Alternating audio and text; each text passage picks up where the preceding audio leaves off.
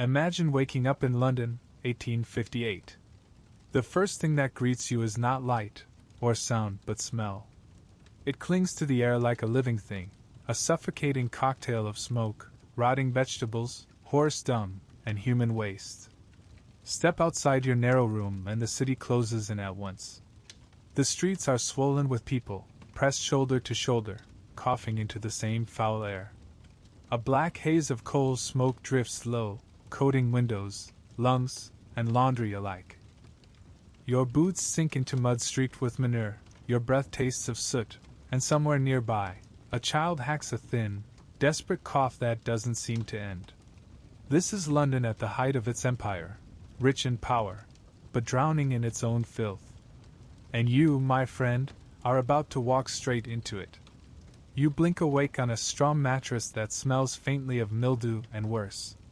The straw inside has flattened, mixed with dust, fleas, and years of sweat.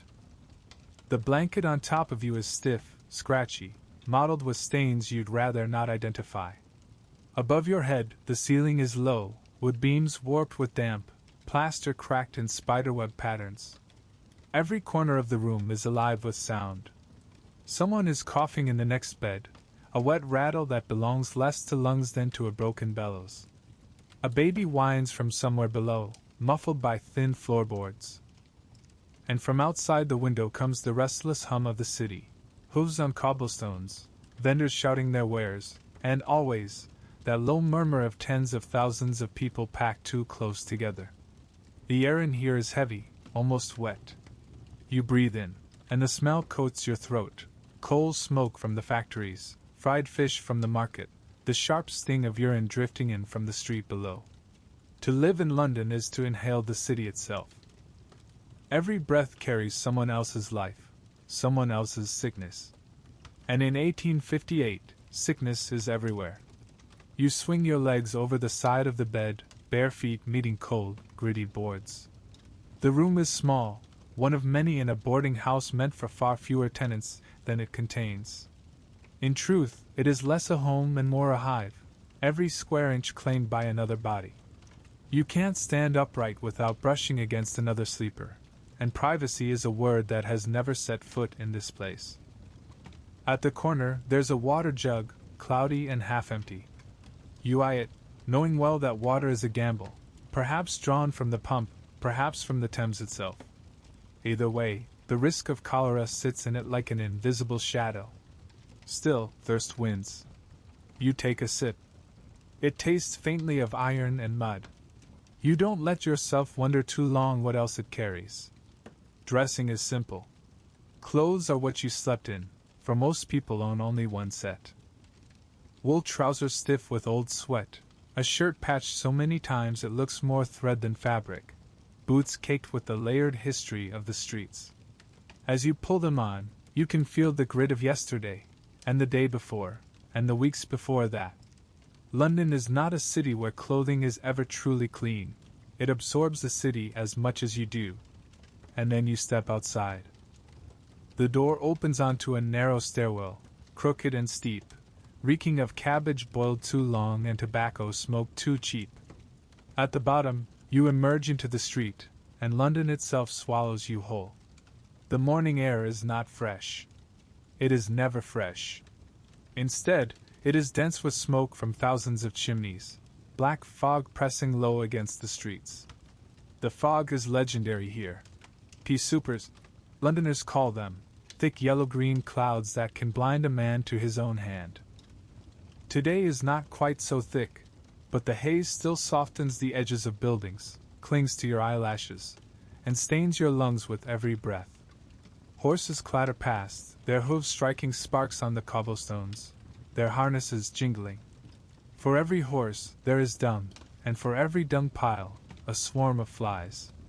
The streets are streaked with it, wheels grinding it into slurry that mixes with mud, urine, and spilled ale. Children barefoot splash through it, laughing, while their mothers shout for them to keep up. You pick your way more carefully, though there is no avoiding it entirely. By the end of the street, the soles of your boots are already slick with it. Noise rises in layers. Street sellers cry out, "Hot pies! Fresh eels! Pins and needles, by my pins! The clank of carts over stones, the hiss of steam engines in the distance, the hammering of construction where new rows of houses push against old slums. And beneath it all, the cough, the hacking, constant cough of a city choking on its own progress. You turn a corner and find yourself in one of London's great thoroughfares. The buildings lean inward as though conspiring against the light, their windows small, their bricks blackened by soot. Laundry hangs overhead like limp flags, shirts, undergarments, sheets that haven't seen real soap in months, all flapping in the sooty breeze. Beneath them, people stream endlessly, laborers trudging to factories, women carrying baskets of fish or fruit, children weaving between legs, pockets quick and hands quicker. Everywhere, the press of bodies. London's population has swollen beyond reason, from 1 million souls at the start of the century to over 2.5 million now. Housing cannot keep pace, and so families are stacked in rooms meant for one, strangers crammed together in cellars that flood when it rains. Walk down this street, and you are never alone. The crowd pushes and pulls you, a tide of humanity that carries you whether you will or not. And then there are the smells. Oh, the smells. The sweet rot of cabbage left too long, the acrid sting of coal smoke, the sour reek of beer spilled in the gutter. Somewhere, the metallic tang of blood, perhaps from a butcher's shop, perhaps from something less innocent. And always, always, the underlying note of waste. Chamber pots emptied into the street, cesspits leaking into alleys, and the Thames itself, sluggish and brown, carrying the city's filth downstream. But in this press of squalor, there are also flashes of life. A flower girl with a basket of violets, bright against the gray. A hurdy-gurdy player cranking out a tune, his monkey capering for pennies. A baker's stall releasing the warm, yeasty scent of fresh bread, a rare moment of comfort in the midst of decay. London is never one thing. It is always both beauty and horror, side by side. You pause at the edge of the street, watching a cart struggle through the mire.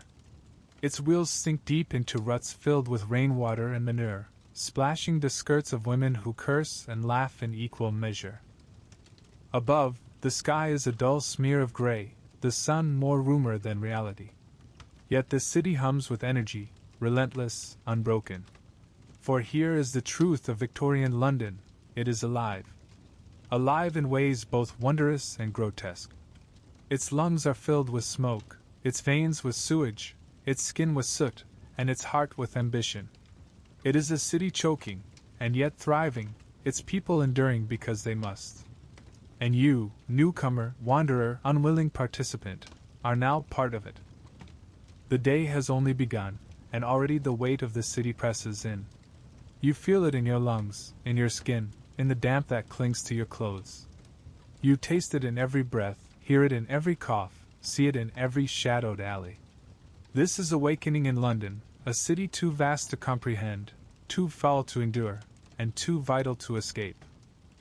And as you walk deeper into its streets, past overflowing gutters and crowded markets, past cries of hunger and songs of survival, you realize, this city is not just something you see. It is something you wear, something you breathe, something that marks you forever. Welcome to Victorian London. You have awakened in its filth, and the journey has only just begun. You move with the crowd, carried down a street where the cobblestones gleam black with last night's rain. A cart of night soil men has just passed, their wooden barrels sloshing with the city's hidden filth, leaving behind a trail that seeps into cracks. You step carefully, though there's no avoiding it. The muck works its way into the very air, into your clothes, into your pores. And yet, look around. No one seems shocked. No one gags, or staggers, or shields their face. For them, this is not extraordinary. This is ordinary. For them, this stink is life itself. And here lies the first strange truth about the Victorians. They did not think of clean the way you do. Pause and imagine. Today, you might wake and step into a shower, warm water cascading down, soap foaming on your skin, the smell of lavender or citrus filling your bathroom. You might wash your hair with shampoo that promises shine, brush your teeth with minty paste, change into fresh clothes that have been laundered only yesterday. This is normal for you. So normal, you don't even question it. But in London, in the year 1858, that routine would seem, well, excessive. Strange. Even dangerous. To wash your whole body too often? That, many Victorians believed, could make you sick. Yes, sick. The prevailing wisdom of the time held that too much bathing weakened the body, opened the pores, and invited illness to creep in. Soap was harsh, they said. Water itself was treacherous. The poor could not afford the luxury, but even the well-to-do often shied away. They feared what might be carried by water, what might be stirred by overzealous scrubbing. So cleanliness became something else entirely. To be clean, for many Victorians, meant that your hands and face were presentable. Perhaps a quick splash at the basin in the morning, a rag dipped into cloudy water, rubbed over cheeks, brushed across eyelids. Hair combed back, teeth perhaps wiped with a rag or rubbed with chalk. That was enough. The rest of the body? Well, why disturb it? You can picture it now, a crowded boarding house, dozens of people sharing a single wash basin, each dipping their cloth into the same water, each leaving behind a little of themselves, grime, sweat, the sheen of yesterday's work.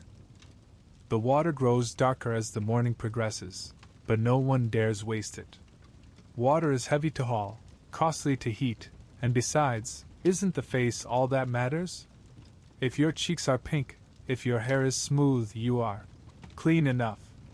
Clothes, too, were expected to do much of the work. A tightly buttoned collar, a dark suit, a high-dress neckline, these concealed the body beneath, kept it hidden, kept it respectable. Smells might be disguised with perfume or vinegar, but soap was used sparingly.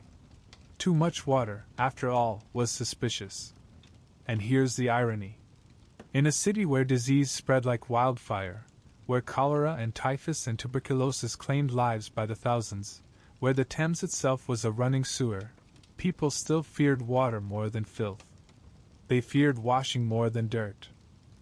They believed that the invisible, miasma, the bad air rising from swamps, cesspits, and rivers, was the true killer. If you opened your pores with hot water, if you weakened your body with scrubbing, that poisoned air could seep in. Better to keep the skin sealed, untouched. Better to wipe only what the world could see. It sounds absurd now, doesn't it? But imagine yourself back then. Imagine standing in this street, the air thick with soot and sewage, and knowing that water itself might carry cholera. Imagine seeing your neighbor collapse, struck down within hours of drinking from a pump. Imagine hearing that entire families died after washing with river water. Would you, too, come to fear the bath?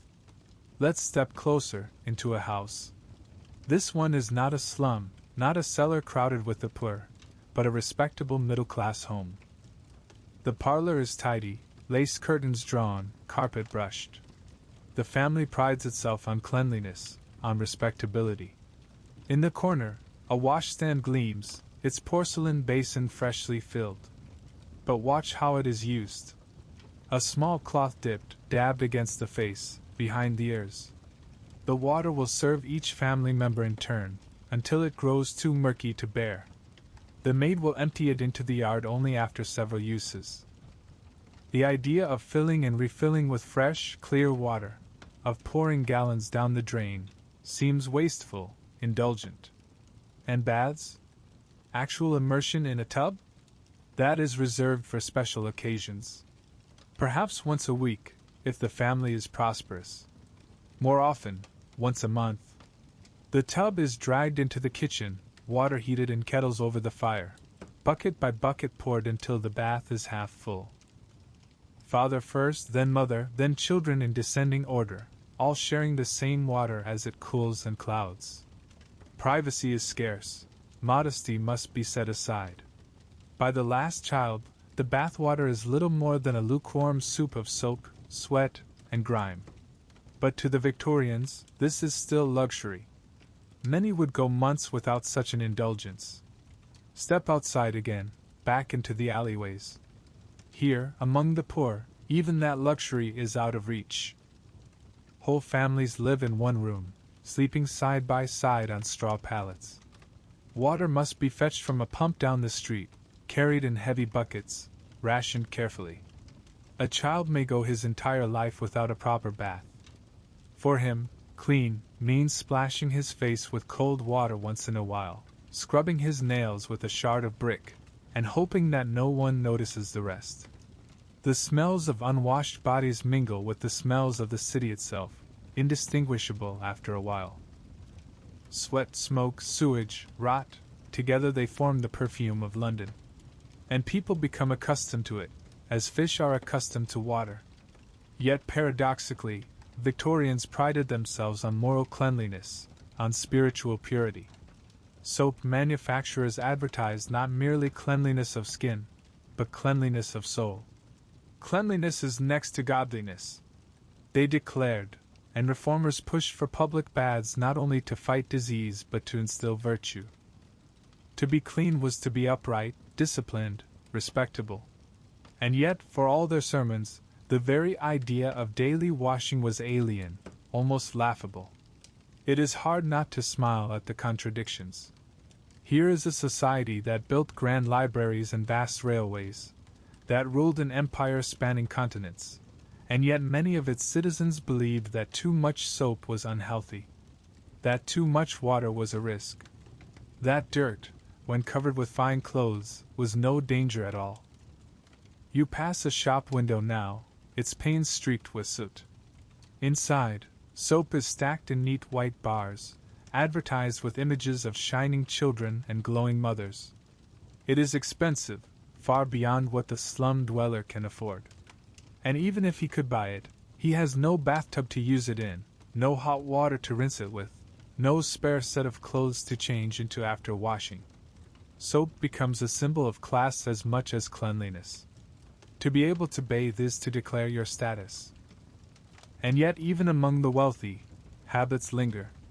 Queen Victoria herself bathed only sporadically, preferring sponge baths and scented waters. Doctors continued to warn of the dangers of excessive bathing. And many a gentleman, resplendent in waistcoat and hat, carried beneath his clothes the ripe aroma of a body washed once a week, if that. Now pause a moment. Compare it to your own world. Today, people complain when the bus is late, when the shower runs cold for 30 seconds, when the laundry machine leaves lint on a favorite shirt. Back then, clean meant something far thinner, far harsher. A clean collar, a washed face, a spritz of lavender water, that was triumph enough. As you walk further, you can almost feel the weight of it on your own skin. The grime of the city settling into your pores, the damp of unwashed clothes clinging to your body. You imagine weeks without a bath, months without fresh sheets, years of sweat and soot ground into every seam. You scratch your arm and wonder whether the itch is real or imagined. Perhaps a flea, perhaps a louse, perhaps simply the suggestion of Victorian London creeping under your skin. And this is only the beginning. For the Victorians did not merely misunderstand cleanliness. They lived in a city where filth was not a nuisance but a constant companion, a force that shaped every breath, every meal, every life. You step carefully through the crowd, and as you do, you feel the pace of the city quicken around you. Stalls are opening, chimneys belching, children rushing to factories, women balancing buckets on their hips. The stink rises, and you realize the truth: London is not just dirty. It is designed that way. Its very heartbeat is filth. And so, as you press deeper into its streets, you begin to wonder, what does it mean, truly, to be clean here? And why did they fear the bath more than the plague? The crowd shifts around you, and you pause for a moment at the edge of a narrow courtyard where laundry drips in sluggish lines above your head. Shirts and stockings, stiff from half-washing, flap faintly in the smoke-heavy air. The thought of water lingers in your mind. After all, you've seen faces splashed, hands rinsed, collars wiped, but the body beneath, that is another story. Bathing, here, is not routine. It is not something folded into the rhythm of a morning, as it might be for you. It is an event. A rarity. A luxury. Picture a household preparing for bath night. The copper kettle is dragged from its corner, filled with water hauled in heavy pails from the pump. Coal is fed into the fire, the air filling with the bitter smoke of its burning. Slowly, painfully slowly, gallons are heated, then carried, bucket after bucket, into the waiting tub. That tub itself is no delicate porcelain basin with brass taps, but a heavy iron vessel, often kept outdoors or in the scullery, hauled inside only when needed. The first to enter is father, the head of the household, his authority extending even to the order of immersion. He lowers himself into the steaming water, sighing as dirt and sweat soften. Soap, if there is any, is rubbed over arms, chest, hair. Perhaps he soaks for a few minutes, the rare warmth easing tired muscles. Then he steps out, wrapping himself in a coarse towel. But the bathwater does not leave with him. It waits. Mother takes her turn next, already dulled by the gray cloud that clings to the water's surface. She scrubs as best she can, her own dirt joining his, the water growing heavier, darker. And then come the children, one by one, smallest to tallest, or tallest to smallest depending on the family's whims. By the last, the bath is hardly water at all, but a soup of grime, sweat, soap suds, and hair. Yet still, it is better than nothing. Now imagine the poor. In a one-room slum dwelling, there is no tub, no kettle large enough, no firewood to waste on heating gallons. Children are wiped with a damp rag, hair combed through with a finger.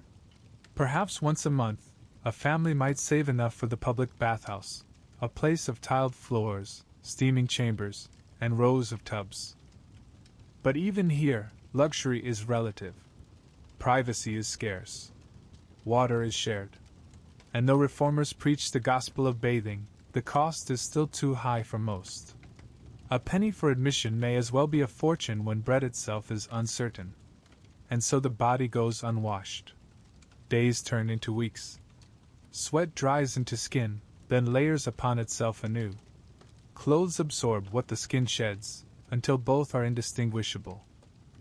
The smell of a man is not considered unusual, but natural, a marker of work, of life, of London itself. But among the wealthy, the story shifts. In the grand homes of Belgravia, in the townhouses of Mayfair, there are bathrooms, true bathrooms, with marble tubs and tiled floors. Hot water piped in, though never as swiftly as one might wish. Here bathing may happen weekly, even twice weekly in daring households. The ritual is scented with oils, softened with rosewater. The wealthy soak, emerge refreshed, and slip into fresh linens laundered by unseen servants. Cleanliness becomes a symbol not only of health, but of class. The bathtub itself becomes an emblem of progress. Companies advertise new designs, enameled cast iron, smooth porcelain, copper lined with tin. Illustrated pamphlets depict women reclining in steaming water, modestly draped, as though the bath were both virtuous and decadent at once. Soap brands market their wares as not just useful but moral. Pear's soap, with its glossy advertisements of shining children, claims to wash away not just dirt but sin. Yet even here, contradiction persists. Doctors warn against overindulgence. A bath once a week is acceptable, they write, but daily? Dangerous. To wash too often is to court weakness, to invite disease through the pores. Mothers are told not to bathe their children in winter lest the chill invite consumption. A single plunge in cold water, perhaps for the hardy, but warm, frequent bathing is viewed with suspicion. And so bathing becomes both aspiration and fear. The rich boast of their bathrooms but hesitate to use them. The poor dream of the bathhouse but rarely step through its doors. And all the while, the Thames carries away the waste of millions, its surface shimmering with the runoff of a city that still cannot decide whether water is friend or foe. Imagine yourself among them. A week passes, then two. Your shirt grows stiff, your hair oily, your skin itching with invisible grit. You long for hot water, for soap, for the simple act of submerging and emerging renewed. But for most Londoners, that relief comes rarely. Perhaps once a month, perhaps less. You endure. You grow accustomed. You accept the itch as part of life. There is humor in it, of course. Satirical papers joke of bachelors who bathe only at Christmas, of politicians whose collars are clean while their bodies are not. But beneath the humor lies truth. The bathtub is a marker of status. To bathe is to declare wealth, refinement, modernity. To neglect it is not laziness but necessity. Consider too the language. To be dirty in Victorian London is not merely a matter of hygiene, but of morality. A dirty child may be unwashed, but a dirty book is obscene, a dirty thought corrupting. Soap is sold not only to cleanse the skin, but to cleanse the soul. Bathing is tangled with notions of purity, discipline, self-respect. The act of scrubbing becomes symbolic, a way to wash away not just sweat, but sin itself. And yet, the stink of this city is inescapable. Even the cleanest man, freshly bathed, freshly perfumed, stepping from his tiled bathroom into the street, cannot escape the horse dung, the sewage, the coal smoke that fills his lungs within minutes. The bath may cleanse him, but London will claim him again. It is no wonder, then, that many saw bathing not as routine but as luxury. To soak, to scrub, to feel truly clean, even for an hour, was a pleasure worth boasting of. Diaries speak of it. Letters remark upon it. A woman writes to her sister that she has bathed twice in a single week, as though confessing a delightful sin. A man notes that he returned from the seaside, refreshed, having bathed daily, as though the sea itself were medicine. And the seaside, indeed, becomes a place of escape. If London cannot provide clean water, then Brighton will. Trains carry the wealthy to the coast, where they plunge into the salt waves, emerging exhilarated, convinced of the sea's healing powers. Bathing in the sea is both sport and cure, both indulgence and necessity. Doctors prescribe it. Society embraces it. The ocean becomes the vast bath London cannot provide. But you, standing here, in the heart of the city, cannot escape so easily. You walk past a row of houses where chamber pots are emptied into the gutter, where children play barefoot in water that is anything but clean. You walk past the public bathhouse, its brick walls hiding rows of tubs that few can afford. You walk past the grand townhouse with its marble bathroom, knowing that even there, the bath is taken cautiously, rarely. And you realize, water is not freedom here. It is not abundance. It is rationed, feared, revered. It is luxury. You scratch your arm again, feeling the sweat, the grime. You imagine the weight of weeks unwashed. And for the first time, you understand how bathing, something so simple, so ordinary for you, could be a mark of wealth, of daring, of modernity. You breathe in, the air heavy with coal smoke and sewage, and you know, London will not let you stay clean. Not for long. You leave behind the thought of baths, of tubs hauled into kitchens and soap sold as a miracle cure, and step once more into the press of London streets. A man shouts from the corner, hawking boiled sweets for a penny. Children gather, their hands sticky with sugar, their mouths already rimmed with decay. The sweetness, so rare and precious a century earlier, has now become a small, daily indulgence. Cheap molasses toffees, boiled candies bright as glass, penny loaves glazed with treacle. And with every bite, the city's smiles begin to rot. Imagine this. In a world where most bodies are seldom washed, the mouth is washed even less. Soap is considered too harsh for teeth. Toothpaste, as you know it, does not exist. Instead, chalk powders are sold in tiny tins, meant to be rubbed onto the gums with a rag, or perhaps onto the bristles of a brush if one can afford such a thing. The bristles, by the way, are not soft nylon but stiff animal hair, horse, pig, or badger. lashed into bone or ivory handles. The result is more scourge than scrub, tearing at tender gums, leaving them raw. The poor, of course, make do with less. A twig chewed until it frays, a rag dipped in vinegar, or nothing at all. And so the teeth blacken, ache, loosen, and fall. Bad breath is as common as coal smoke, a haze that settles over conversations, over kisses, over every public space. To sit in a crowded room is to inhale not only the smoke of tobacco, but the sourness of mouths unwashed for years. The pain, when it comes, is merciless. A toothache is not a small thing here, it is a torment. Nights spent sleepless, clutching the jaw, praying for relief. Faces swell grotesquely, eyes watering, tempers snapping. And when the pain becomes too great, there is only one solution: removal. But who performs it? In the poorer quarters, the answer may be a blacksmith. Yes, a blacksmith. His strong arms and iron tools are as good for pulling teeth as for shaping horseshoes. Or perhaps the local barber surgeon, a man whose trade spans haircuts, bloodletting, and minor surgery, will be called upon. In taverns, showmen perform extractions as entertainment, yanking teeth to the cheers of drunken crowds. Sometimes they wear bright coats, call themselves tooth drawers, and display their bloody trophies as proof of skill. There is no anesthesia. No gentle numbing, no gas, no injection. You sit in the chair, or perhaps on a barrel, your hands gripping the wood so hard your knuckles whiten. The tool, a pair of iron pliers, perhaps curved in imitation of a pelican's beak, is forced into your mouth. The tooth is clamped, twisted, yanked. The pain is beyond description, a lightning bolt that tears through your skull. You scream. Or perhaps you faint. And when it is over, when the bloody shard is held aloft in triumph, you stagger away, jaw throbbing, mouth filling with the metallic tang of blood. Many do not survive the infection that follows. The wound festers. The swelling spreads. Sepsis claims its share. All from a tooth. A single tooth. And yet, strangely, teeth are also fashion. Among the wealthy, white teeth are prized, though rarely achieved.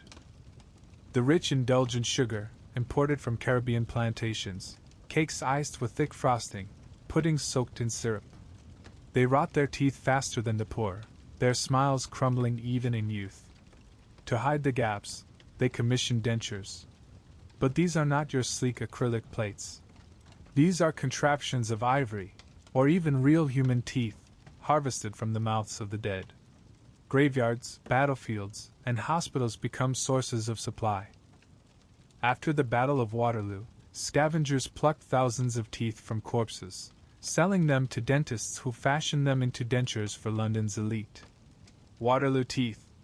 They were called, worn proudly by society's finest.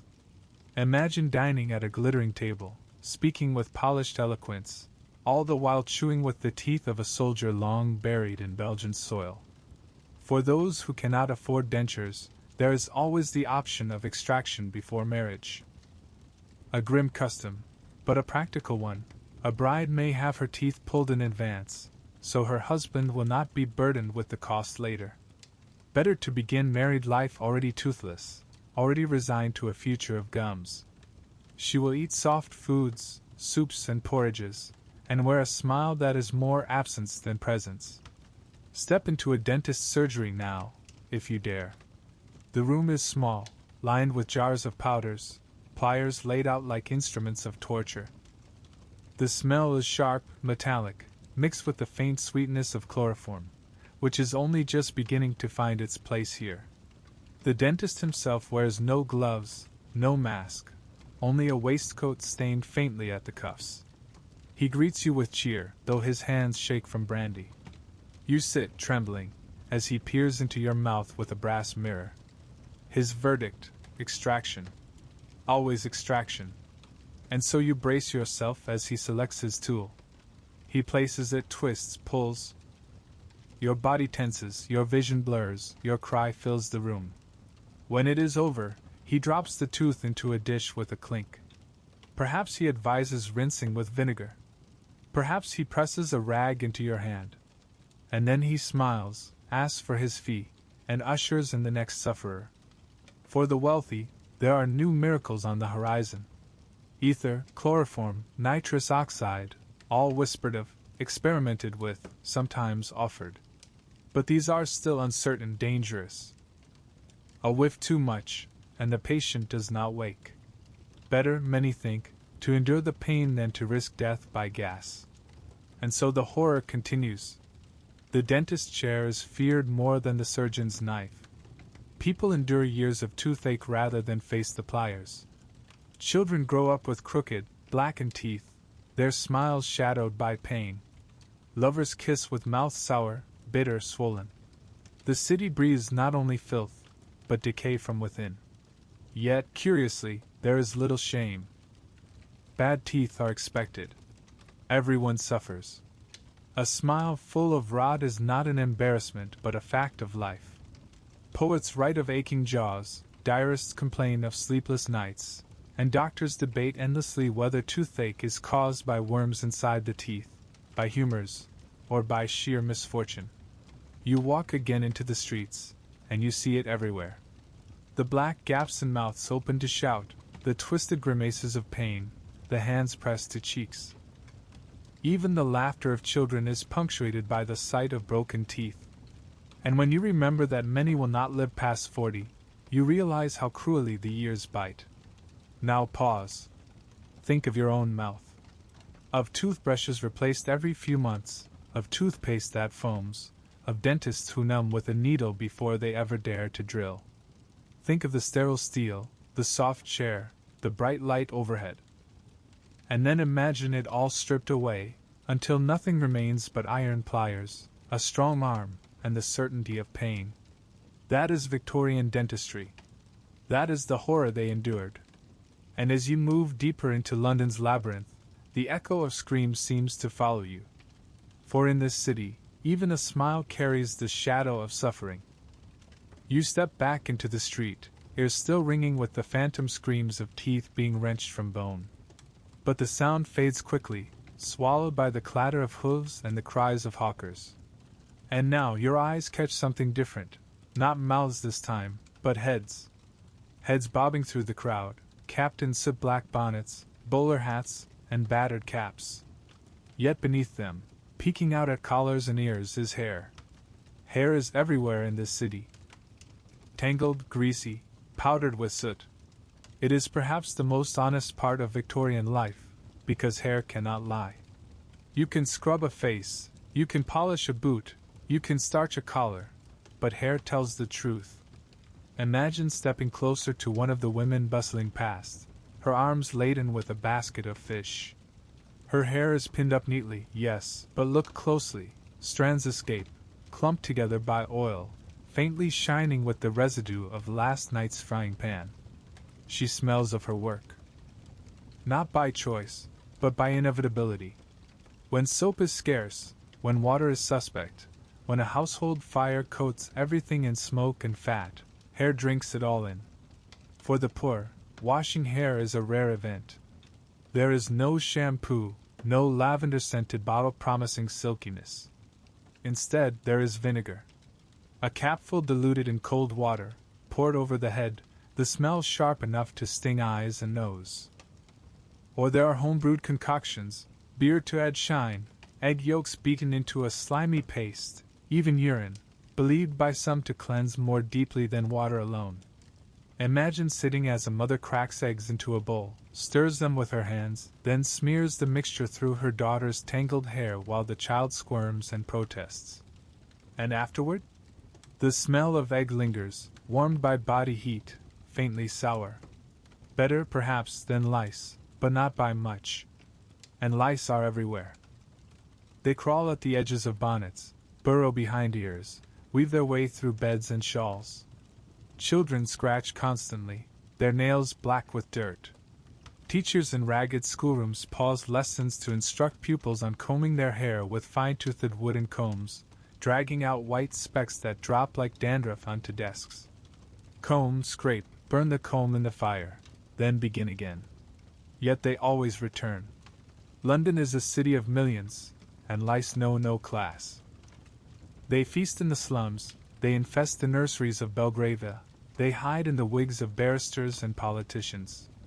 Wigs, yes, though not the powdered, towering wigs of the 18th century, those flowery monuments long gone.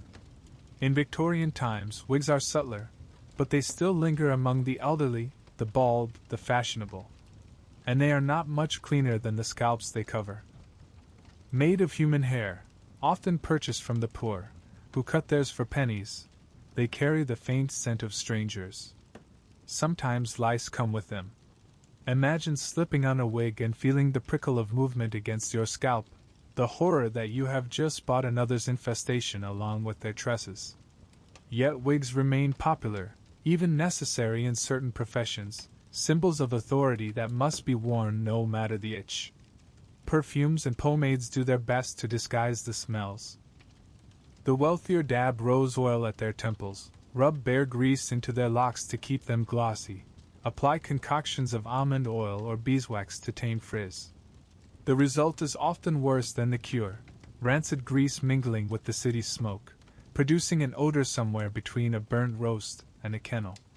Sit too close to a gentleman at the theater, and you may find yourself breathing in not only his cologne but the sour reek of the animal fat stiffening his hair into place. And the styles, oh, the styles demand labor.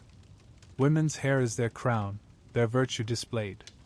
Long, heavy braids coiled into buns, ringlets pinned carefully at the sides, fringes curled with hot irons heated in the fire. Picture the danger of that. An iron bar resting in glowing coals, lifted out and pressed against delicate strands.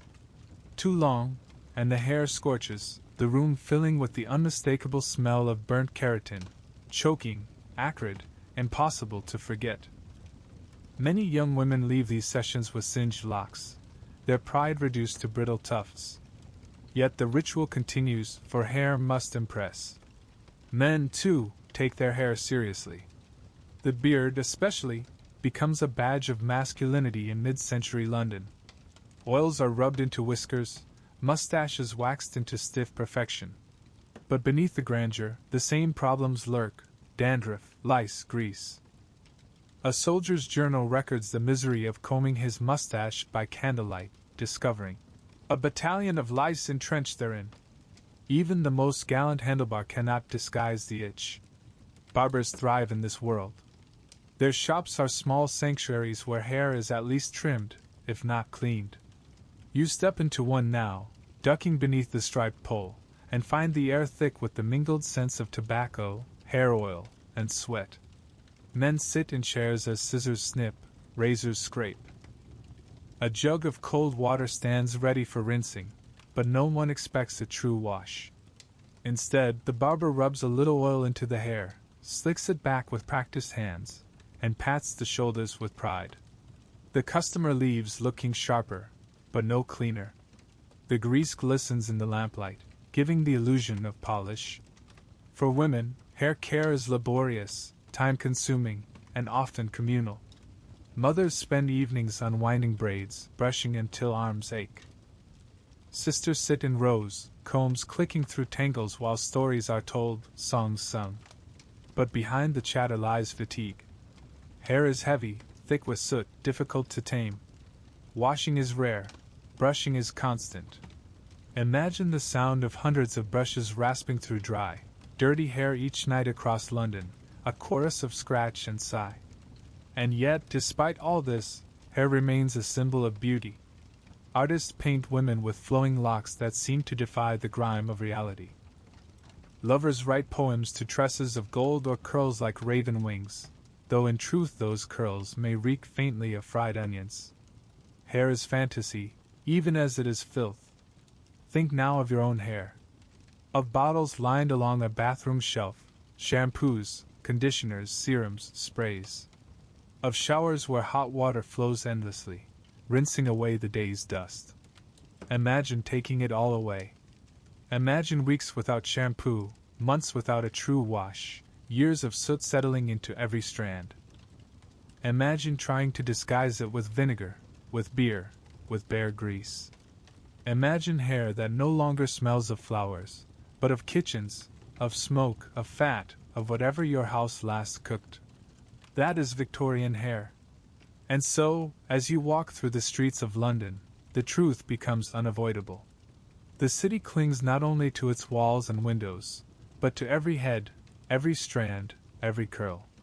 It is in the grease, in the tangles, in the lice that march relentlessly from scalp to scalp. Hair, more than any other part of the body, tells the story of this city, a story of labor, of scarcity, of endless attempts to disguise the stench of survival. You breathe in once more. Coal smoke. Horse dung. And faintly, the sour sweet aroma of hair treated with vinegar and oil, drifting from the bonnet of the woman who passes you. You close your eyes, and the city is there, pressed against your skin, tangled in your hair, impossible to shake. The woman with vinegar-scented hair hurries past, skirts brushing against your legs. They are stiff, heavy with damp, and as they swish, they leave behind a faint trail of smoke and sweat. You glance down at yourself and at the people pressing around you, and suddenly the truth is obvious. If hair was a struggle, clothes are a battleground. Clothes in this city are not fresh. They are not laundered weekly, nor even monthly in many cases. They are worn until they reek, until the fabric grows shiny with body oils, until seams sag with dirt. Washing, when it happens, is not the gentle cycle of a machine but the brutal labor of hands, boards, and caustic substances that chew through fabric as surely as they remove stains. Imagine a woman in a cramped backyard, sleeves rolled high, leaning over a wooden washtub. The water inside is already gray, flecked with soap, curd, and threads. She plunges a shirt into it, beats it against the washboard until her arms burn. The soap, if she has real soap, is precious, often homemade from lion fat, its caustic edge leaving her skin raw, her knuckles split. If soap is too dear, there are alternatives: ashes, sand, even stale urine collected in pots. Urine, rich in ammonia, is used as bleach, whitening linens but leaving behind its unmistakable sting. Imagine rinsing your only collar in such a solution, then wearing it close against your neck all day, breathing faintly of waste. Laundry is so punishing, so backbreaking, that many simply avoid it. Why wash every week when the work ruins both the hands and the fabric? Clothes are patched, repatched, worn until they collapse into rags. A shirt may survive for years, growing thinner and thinner until the body beneath it shows through, until it becomes little more than a map of stains stitched together. Step into a poorer alley, and you'll see it plainly. Men in trousers stiff with grime, boots cracked and caked. Children in smocks several sizes too large, patched at knees and elbows, smeared with soot, with mud, with last week's porridge. Women in dresses that have not been washed in months, skirts blackened by streets, bodices carrying the musk of sweat, of cooking fat, of smoke from the hearth. Clothing is less garment than second skin, absorbing the world until it becomes indistinguishable from it. Even the wealthy, though cleaner, are far from spotless. Their gowns and suits may be brushed daily, but laundering is a rare ordeal. A fine silk dress, for instance, cannot be plunged into water without ruin. Instead, it is aired, dabbed, sponged, and perfumed, but never truly cleansed. The odor of smoke, sweat, and grease clings beneath the lace and satin. Men's suits are stiff with starch, collars changed more often than undershirts, the illusion of cleanliness held together by layers of fabric. And then there are undergarments, or, often, the lack of them. Among the poor, drawers are a rarity. A single shirt may be worn day and night, serving as both underlayer and nightshirt. Even among the rich, undergarments are seldom washed more than outer clothes. Imagine the consequences: fabric that touches the most intimate parts of the body worn for days, weeks, sometimes longer. No amount of perfume can disguise what builds up there. Now consider the environment in which these clothes exist. London is a city of smoke. Every chimney exhales soot, every street fills with ash. Walk outside in your best coat and return home with a fine layer of black dust settling into the fibers. Add to this the mud of the streets, the spray of horse dung beneath passing wheels, the drizzle of rain carrying soot from the air onto your shoulders. Clothing is not just worn in London, it is attacked, stained, claimed by the city itself. The smell of the streets embeds itself in fabric. Think of wool trousers reeking faintly of manure. Shawls carrying the stench of fried fish from market stalls. Bonnets perfumed with the smoke of coal fires. In a crowded omnibus, these smells mingle until the air is thick with them, each passenger wrapped in their own cloud of odor, pressing it against the bodies of strangers. And laundry, when attempted, does not always improve matters. In the cramped wash houses of the poor, clothes are hung to dry indoors, over chairs, across beds, dripping steam into the air. In winter, they never truly dry, but molder slowly, growing faintly sour. In summer, they reek of stagnant water, stiffened into shape by the grime they could not release. Public wash houses do exist, funded by reformers who dream of cleanliness for all. They are large halls filled with steaming vats, lined with wringers and drying racks. But they are few, and often crowded beyond use. Women queue for hours, buckets heavy on their hips, children crying at their skirts. Inside, the air is suffocating, hot and wet, carrying the acrid bite of lye. The labor is immense, the reward modest. And when the women stagger home with their dripping bundles, they know the work must begin again in only weeks. So most resign themselves. Clothes are brushed, shaken out, patched. They are aired by windows, smoked by hearths, dabbed with vinegar or lavender water if one can afford it. But washed? Truly washed? Rarely. The irony, of course, is that clothing itself is a sign of status. A clean collar, a white shirt, a gown free of obvious stains, these declare respectability.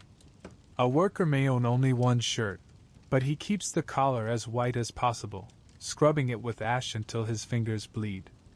A maid may wear the same dress for years, but she will iron it until it looks crisp.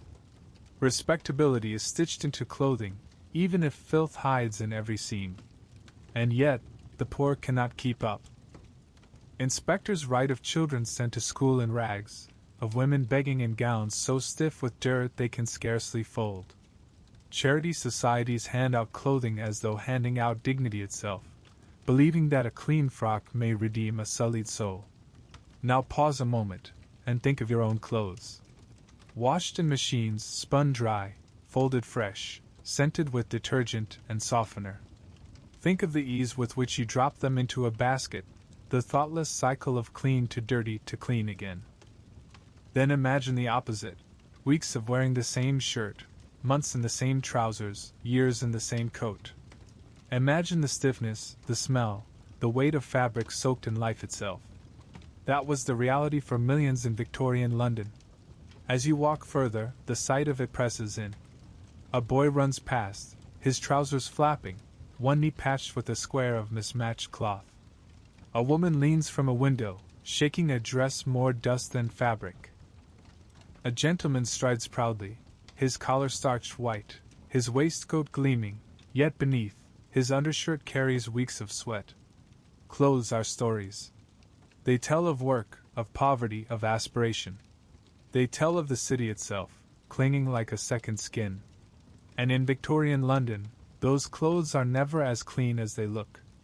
You inhale coal smoke, manure, vinegar, sweat, and the faint, sour odor of garments that have not felt true water in weeks.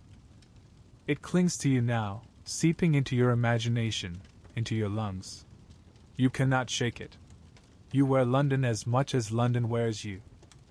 You watch the boy's patched trousers flap as he runs down the street, and you can't help but wonder what lies beneath. In your world, the answer is obvious. Layers of fabric, elastic waistbands, drawers washed and changed almost without thought. But here, in London, in the middle of the 19th century, the answer is not so certain. For the truth is simple, and a little startling. For many Victorians, especially among the poor, there was nothing beneath at all. Picture the ragged child again, bare knees poking through his patched trousers. Underneath, only skin. When those trousers are pulled off at night, he is naked. There are no drawers folded at the foot of his bed, no spare linen tucked into a chest. His one garment must serve for day and night, for work and for sleep. The idea of an extra layer is a luxury too great, too wasteful, for families who already struggle to clothe a dozen bodies. And so the streets teem with people wearing only what the eye can see. Men in trousers stiff with dirt, with nothing beneath. Women in dresses heavy with sweat and soot, skirts brushing their bare thighs. Children climbing, playing, fighting, their garments the only thing between them and the open air. Laundry, already punishing enough, is spared the burden of underclothes, because what does not exist cannot be washed. For the wealthy, the story shifts, though not as much as you might imagine. Yes, they own undergarments. Men wear drawers, long, buttoned, reaching the knee or ankle. Women wear chemises, thin shifts of linen beneath their corsets. But here is the secret: they, too, seldom change them. A gentleman might wear the same pair of drawers for weeks, removing them only when they grow too foul to bear.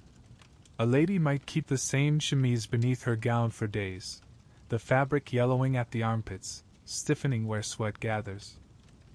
After all, washing fine linen is laborious, and soap costly. Better to endure the sourness than to demand a servant's scrub endlessly at delicate seams. The corset complicates matters. For women, underwear is not a dainty lace slip but a thickly boned cage, laced tight around the body.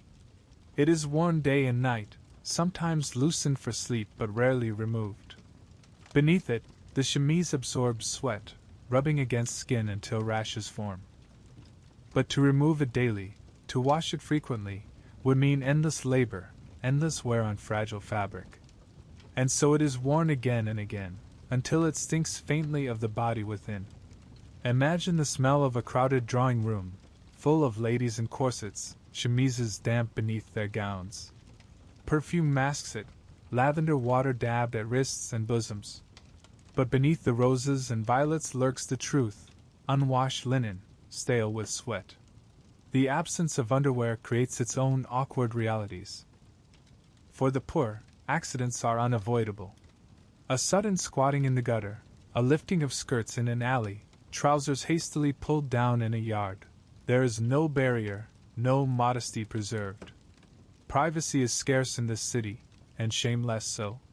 Children defecate in corners, men urinate against walls, women squat quickly between carts. The act is swift, matter-of-fact. Without drawers, there is nothing to manage, nothing to delay. For the wealthy, the corset and chemise provide coverage, but even here modesty falters. A lady's chemise slips when she bends, her corset creaks when she exhales. A gentleman's drawers gape at the fly, buttons missing, fabric thinning. And in the privacy of bedrooms, lovers find not silk and lace, but sweat-stiffened linen and bare skin. The romantic illusions of period dramas dissolve quickly when you imagine the smell of a month-old chemise. And yet society insists on respectability. Advertisements begin to appear for undergarments, embroidered chemises, flannel drawers, delicate shifts. Soap makers promise freshness, tailors boast of fine stitching. But these are for those who can afford them, and even then, they are not renewed daily. Laundry remains the limiting factor, always. The presence or absence of underwear is less about desire than about work. For laundresses, the reality is clear. They speak of underclothes stiff with dirt, of stains impossible to lift, of fabric worn thin by scrubbing. They curse the men who never change their drawers, the women who leave chemises to rot before finally sending them for wash. And yet they scrub, they bleach, they wring, because underwear, when it exists, is as much a marker of class as outerwear. Consider also the danger.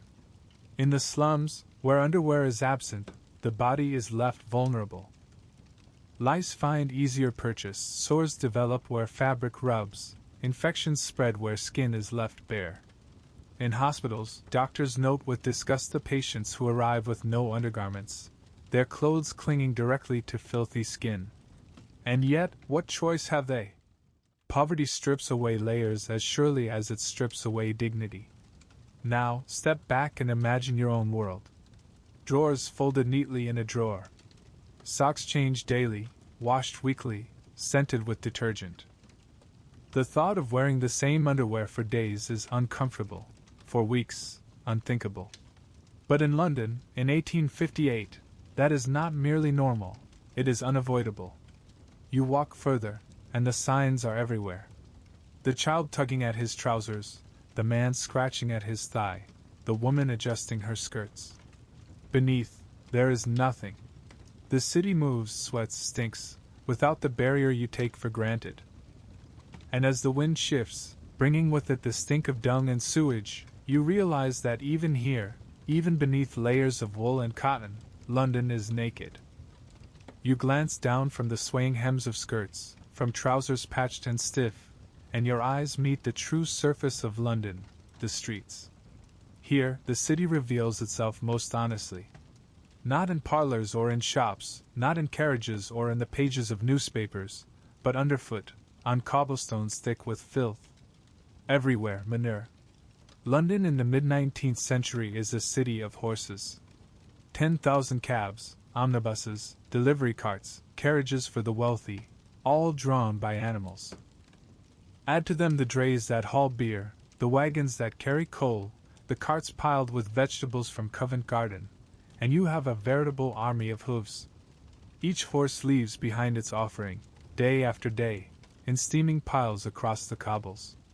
Imagine it. A single horse drops 20 pounds of manure and several quarts of urine daily. Multiply that by hundreds of thousands of animals, and the city drowns in it. The smell is sharp, ever-present, rising in waves when the sun breaks through the clouds. Flies swarm, clouds of them, feasting, breeding, settling on faces, on food, on wounds. The cobblestones grow slippery, treacherous.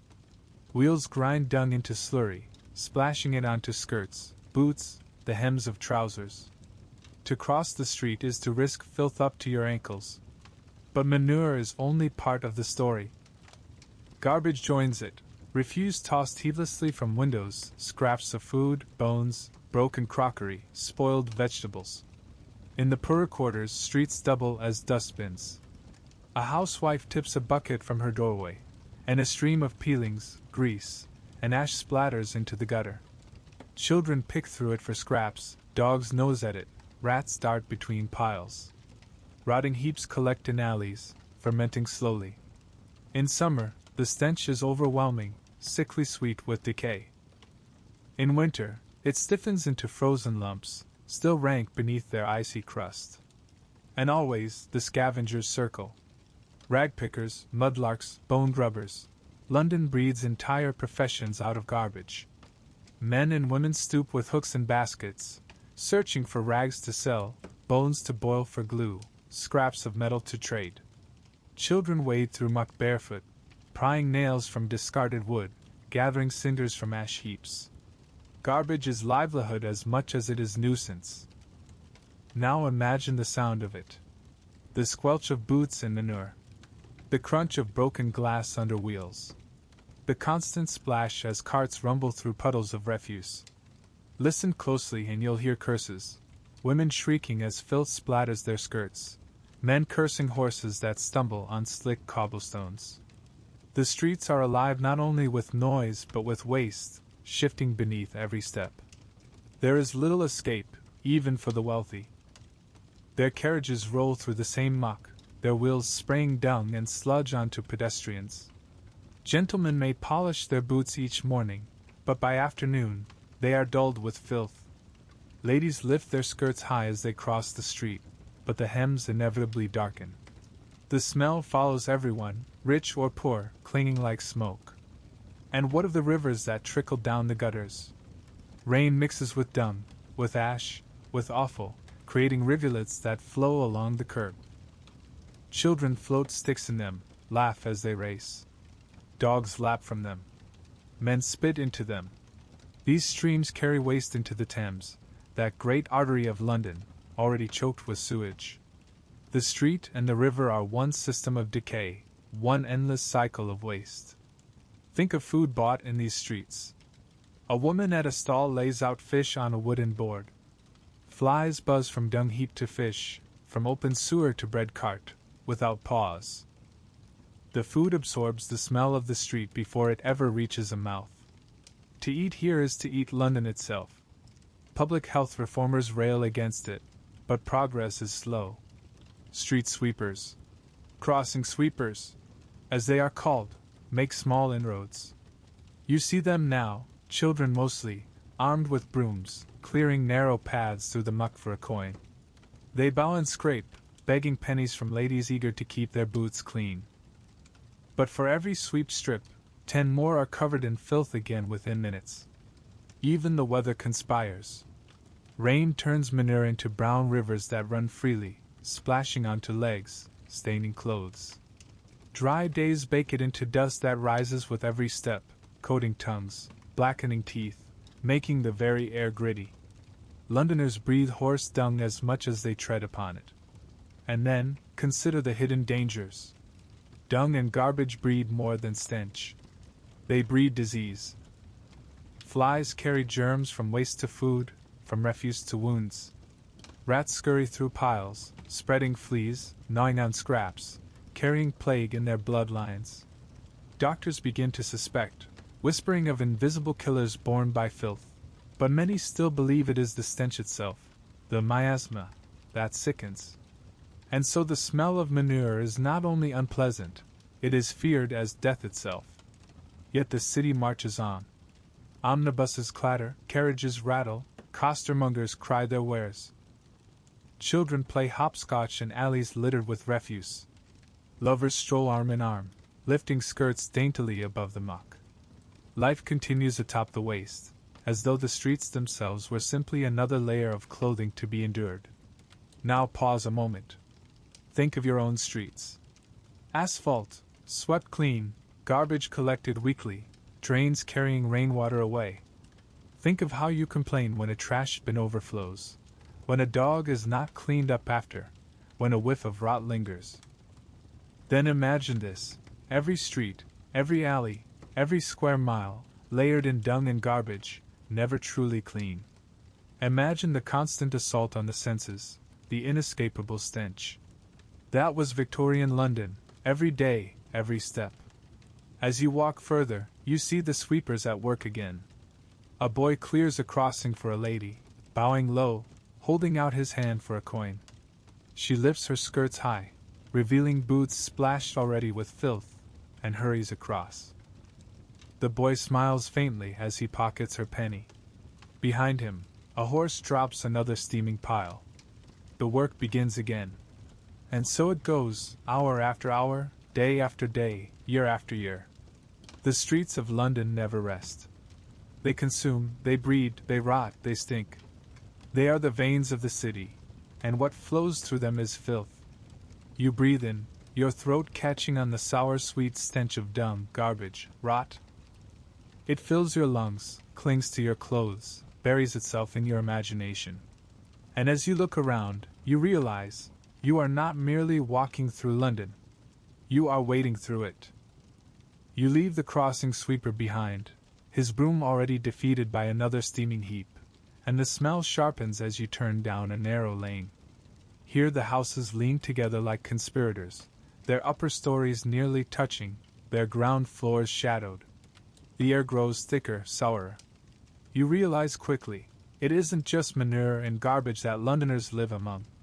It is their own waste. Every house produces it.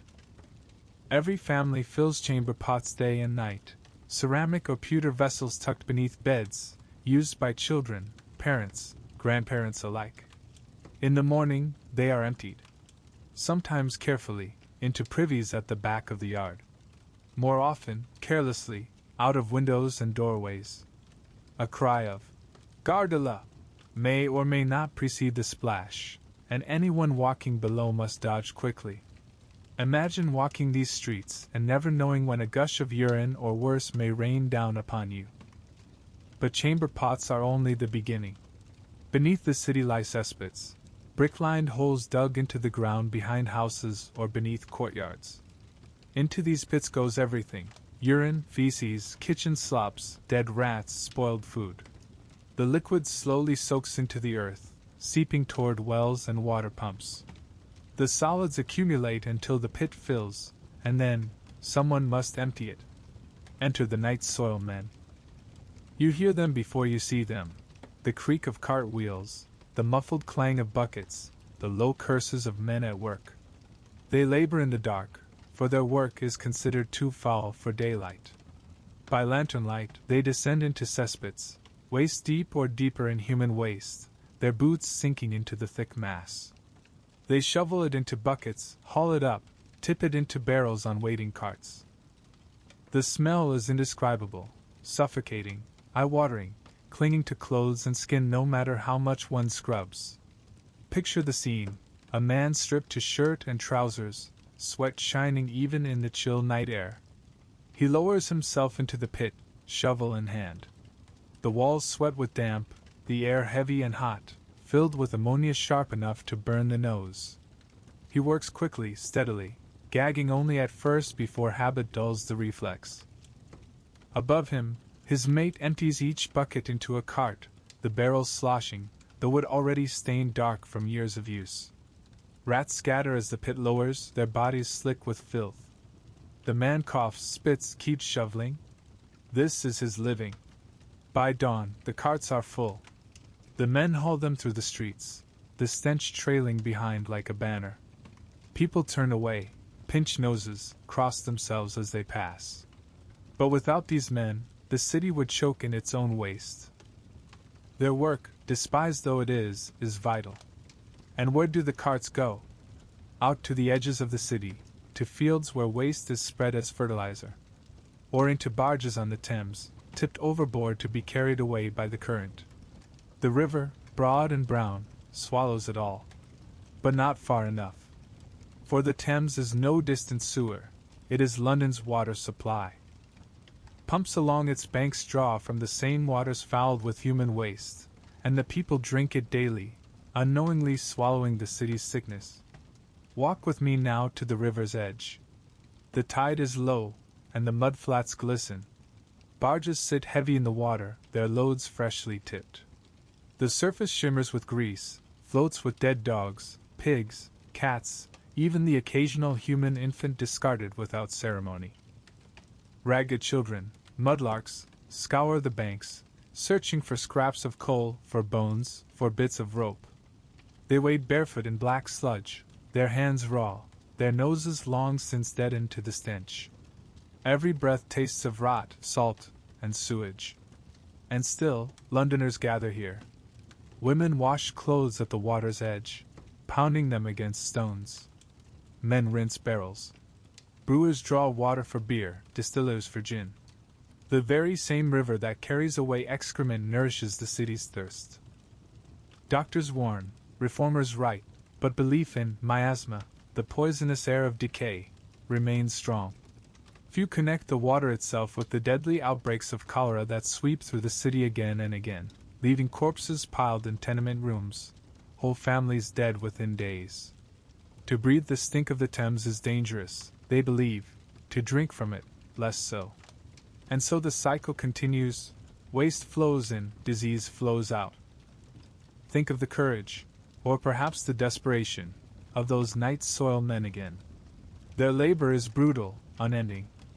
In summer, the heat makes cesspits bubble with gases that can suffocate a man in minutes.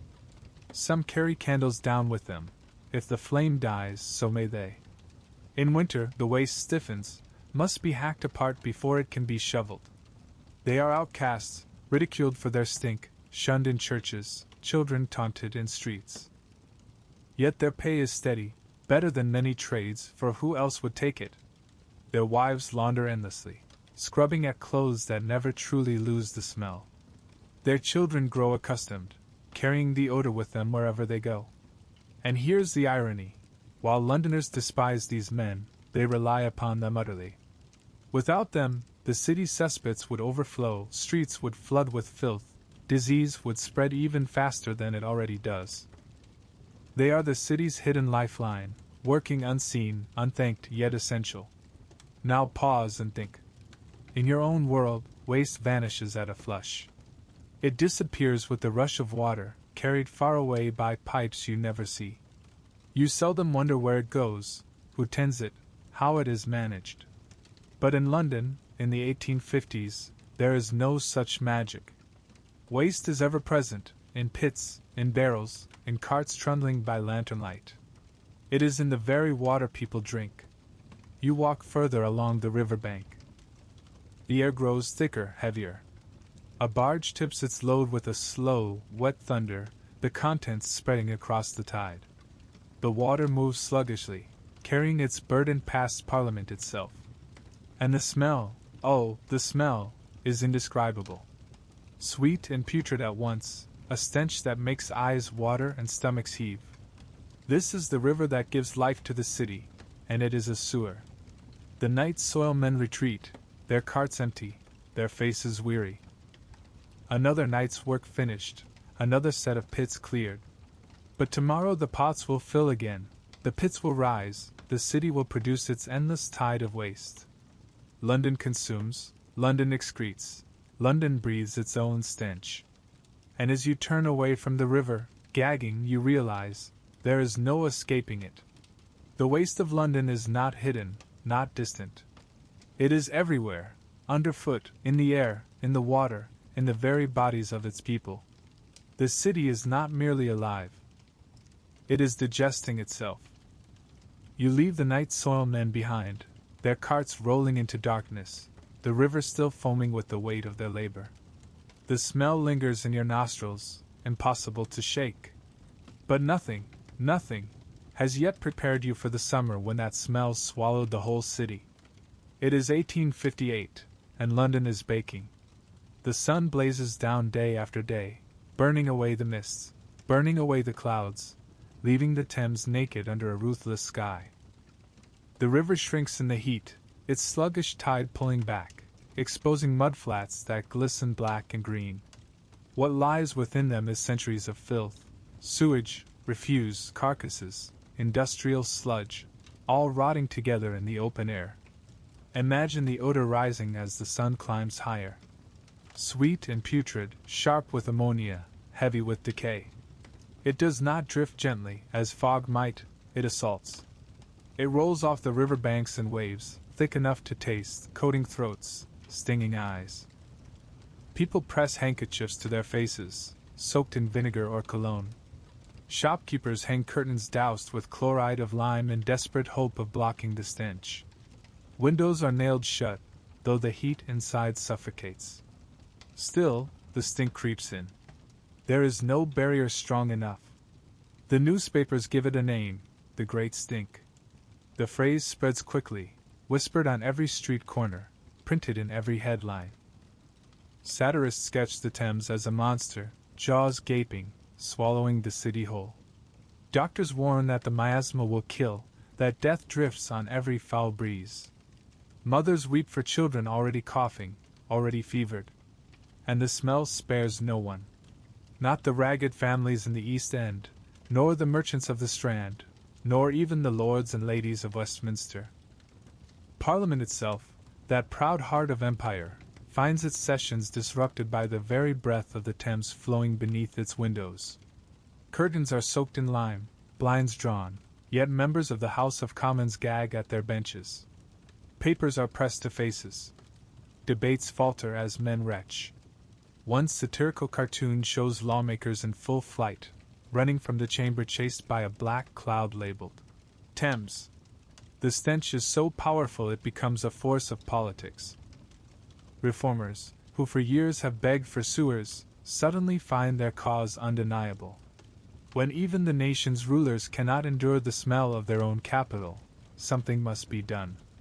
The Great Stink succeeds where cholera epidemics had failed. It makes the problem too immediate to ignore. But pause and imagine the daily reality for ordinary Londoners. In the slums, windows cannot be nailed shut, for there is no glass to nail. Families swelter in single rooms, the stink pouring in unchecked. They eat with it, sleep with it, breathe it with every shallow gasp. In the markets, flies swarm in black clouds over fruit, meat, fish. Vendors shout louder than ever, but their voices are muffled by buzzing. Bread tastes faintly of sewage, milk sours almost instantly, water drawn from pumps reeks before it reaches lips. Doctors struggle. Hospitals overflow with patients suffering from diarrhea, vomiting, fever. Cholera sweeps through the neighborhoods closest to the river, its victims collapsing with terrifying speed. Some believe the heat itself has poisoned the air. Others cling to miasma theory, convinced that the smell alone is deadly. And perhaps they are not wrong, for even if it is not the odor itself, the water beneath it is carrying the true killer.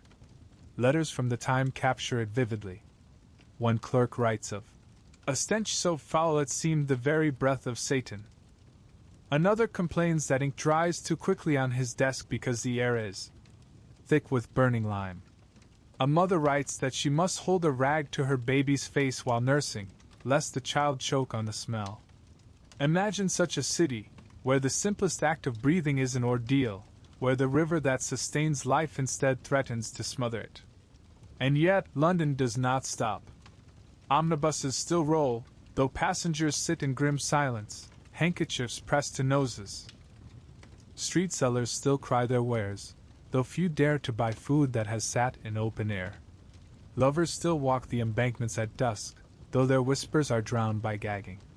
The city endures, as it always does, through filth and misery alike. Parliament finally acts. Debates are cut short by nausea, motions rush through with noses pinched. Engineers are summoned, plans demanded. One man rises to the challenge, Joseph Bazalgette, the civil engineer who will reshape London's underworld with sewers vast enough to carry away its filth. But that is the story yet to come. For now, in 1858, the Great Stink is still at its height, a reeking monster sprawled across the capital. Step back with me to the riverbank. The water glitters under the sun, deceptively beautiful, its surface shimmering with oil and scum. Beneath, it swells with sewage thick as soup. Dead fish float belly up, their eyes glazed. A dog carcass bobs near the shore, nudged by the tide. The smell is overwhelming, pressing against your face like a damp cloth. You gag, tears springing to your eyes, but there is nowhere to flee. The city is built around this river, chained to it, enslaved by it. Imagine living this day after day, week after week, through the hottest summer in memory. Imagine the hopelessness of it, the sense that the air itself has turned traitor, that the river is not a friend but a plague. Imagine watching Parliament itself bow to the stink, the empire's proud rulers driven to action by their own gagging throats. The Great Stink of 1858 becomes legend, spoken of for decades afterward. It is remembered not only for its horror, but for what it forced the city to do. It broke the tolerance that London had always shown for filth, the weary endurance of its people. It made the invisible visible, the tolerable intolerable.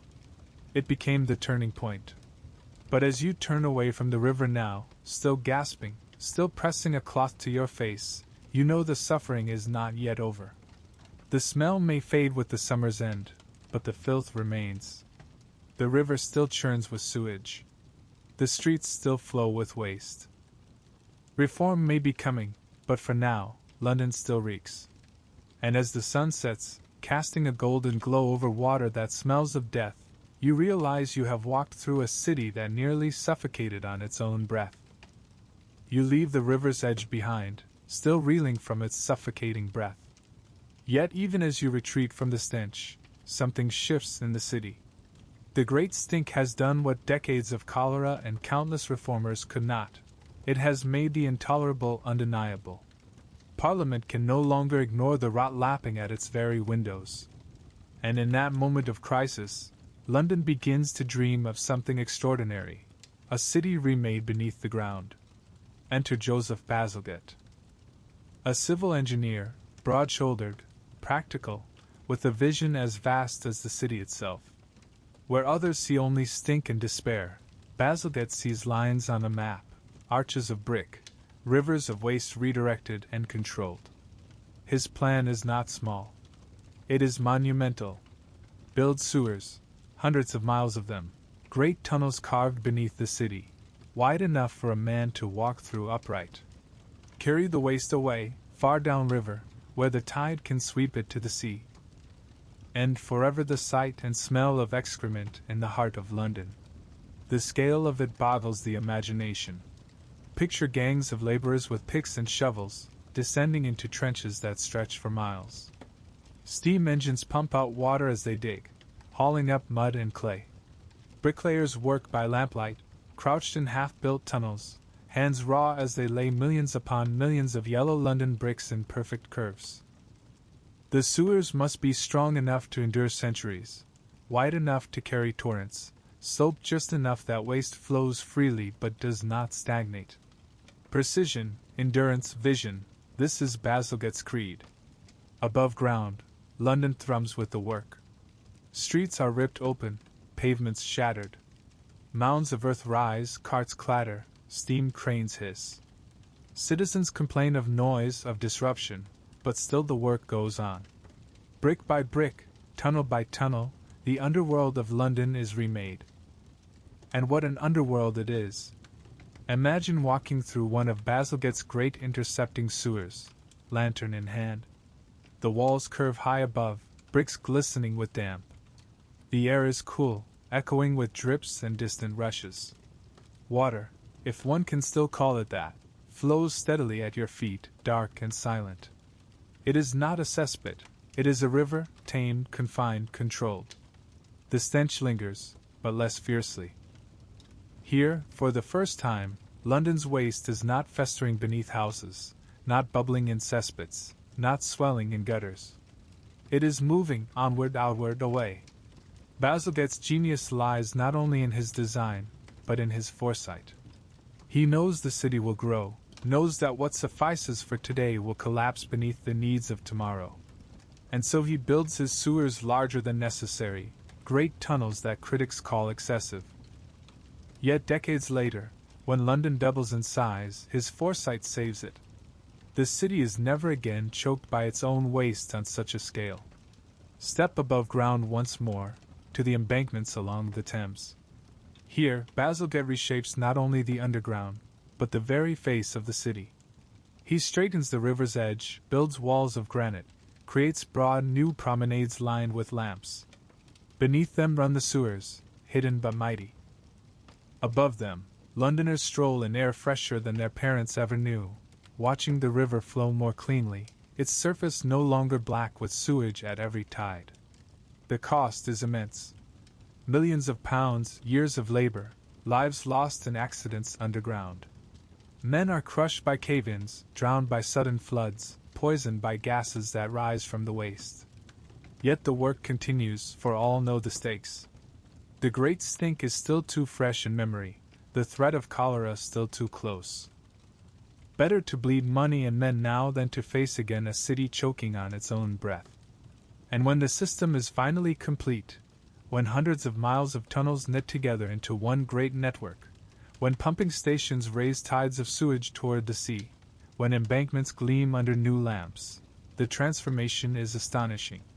The stench recedes. The river clears, at least enough that its surface no longer rides with filth. Cholera, once a terror that struck every few years, retreats. Death counts fall. Reformers rejoice, newspapers praise, and Londoners breathe deeply for the first time in memory. Imagine being one of them. Imagine stepping onto the embankment at dusk, gas lamps flickering to life, the air cool and almost clean. The river flows steadily beside you, no longer the monstrous sewer of 1858. Beneath your feet, unseen but mighty, Bazalgette's sewers hum with the endless tide of waste. For the first time, you are free to forget it. For the first time, London feels almost modern. And yet there is irony. The sewers do not solve every problem. The poor still live in crowded rooms, still bathe rarely, still wear unwashed clothes. The streets still collect garbage, the air still chokes with coal smoke. But the greatest menace, The waste that once seeped into wells, bubbled in cesspits, flowed openly through the city's veins, has been tamed. The revolution in sanitation is not glamorous. It is not poetry or politics, but brick and mortar, sweat and blood, tunnels in the dark. Yet it changes London more than any speech or battle. It saves lives by the tens of thousands. It proves that a city need not drown in its own excrement, that progress is possible even in the filthiest of places. Bazalgette himself walks his embankments with quiet pride. Few know his name, but all breathe his legacy. To this day, Londoners live atop his work, his bricks still carrying the endless flow of the city's waste. And though they seldom think of him, though they flush toilets without a second thought, it is his vision that allows them to forget what came before. Pause a moment. Think again of your own world. The bathroom tap, the shower drain, the toilet flush, every one a miracle of hidden pipes, of unseen tunnels. You never question where it goes, never smell it again, never fear it. That freedom is Bazalgette's gift. That luxury is born of the revolution in sanitation. And as you walk on, the city hums differently now.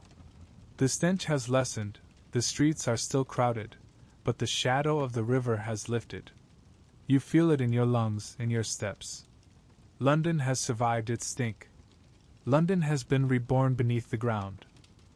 The embankment gleams under its new gas lamps, the river flowing more steadily, its stench diminished, its surface less monstrous. Yet even as London marvels at Bazalgette's tunnels, another battle is raging, not underground, but in the very air. A battle of belief, of science, of invisible enemies. For centuries, Londoners have feared what they could smell. The sweet sour reek of sewage, the tang of dung, the rot of garbage, these were not simply unpleasant, they were deadly. Miasma, people called it, bad air, poisoned air, rising from decay, seeping into lungs, corrupting blood. To smell it was to be infected. To live among it was to invite death. And can you blame them? In a city where filth and death walk side by side, where outbreaks of cholera and typhus follow every foul summer, the connection seems clear. Where the stink is strongest, sickness follows. Reformers preach ventilation, doctors prescribe fresh air, engineers like Bazalgette strive to carry away the odors. To fight miasma is to fight death itself. But then comes a whisper of another idea. A dangerous, radical idea. What if it is not the air at all? What if the true killer is something unseen, something hidden in the water, in the very drink Londoners lift to their lips? Enter John Snow, not the lord of some frozen fantasy, but a quiet physician with sharp eyes and stubborn conviction. He studies cholera, that merciless disease that strikes without warning, leaving its victims writhing in pain, their bodies drained of fluid until death comes within hours. Snow begins to notice patterns. Outbreaks do not simply follow foul smells. They follow pumps, wells, water supplies. The evidence points not to miasma, but to something carried in the drink. In 1854, during a violent outbreak in Soho, Snow acts. He maps the cases, marks the deaths, and sees them cluster around a single pump on Broad Street. He persuades local officials to remove the handle. Almost immediately, the outbreak slows. To him, the conclusion is clear: cholera spreads not through air, but through water. Invisible agents, what we now call microbes, carry the disease. But London is not ready to believe him. The stink of the Thames is too powerful, too obvious. Doctors scoff. Officials dismiss. The miasma theory holds sway, its roots deep in centuries of fear. After all, how can something invisible kill? How can water clear and cool carry death? It is easier to trust the nose, to fear what is smelled rather than what is unseen. And so the debate rages. Reformers continue to focus on ventilation, on fresh breezes through open windows, on the cleansing power of air. Families hang curtains soaked in vinegar to ward off miasma, carry posies of herbs to sniff when passing foul-smelling alleys. Yet cholera still comes, sweeping through neighborhoods that smell no worse than others, striking suddenly and mercilessly. Meanwhile, Snow's evidence grows. His maps, his statistics, his careful observations all point to the same truth: water is the carrier.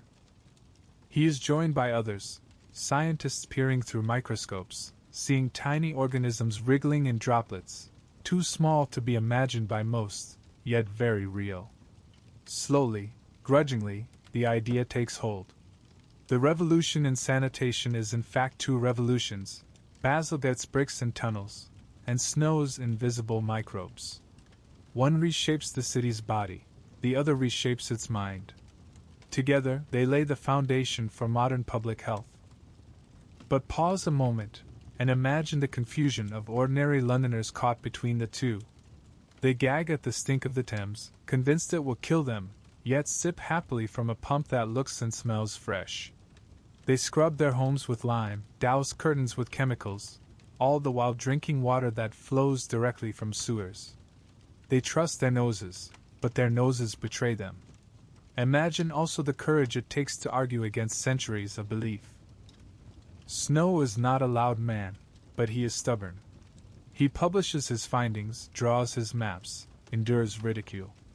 He dies in 1858, the same year as the Great Stink, never seeing his theory widely accepted. Only later, when germ theory blooms fully in Europe, when Pasteur and Koch reveal the invisible armies of microbes, is Snow vindicated. Think of that. The city builds its sewers to fight miasma, to carry away the smell. And yet, in doing so, it accidentally saves itself from the true killer in the water. London's salvation is born not of correct theory, but of desperate action. The stink drove Parliament to build, and the building destroyed cholera's breeding ground. There is a strange poetry in it, a lie leading to the truth, a false belief yielding real salvation. Miasma theory may have been wrong, but it drove the right solution. And microbes, invisible though they are, were defeated before many even believed they existed. Step with me now into a London hospital in the 1860s.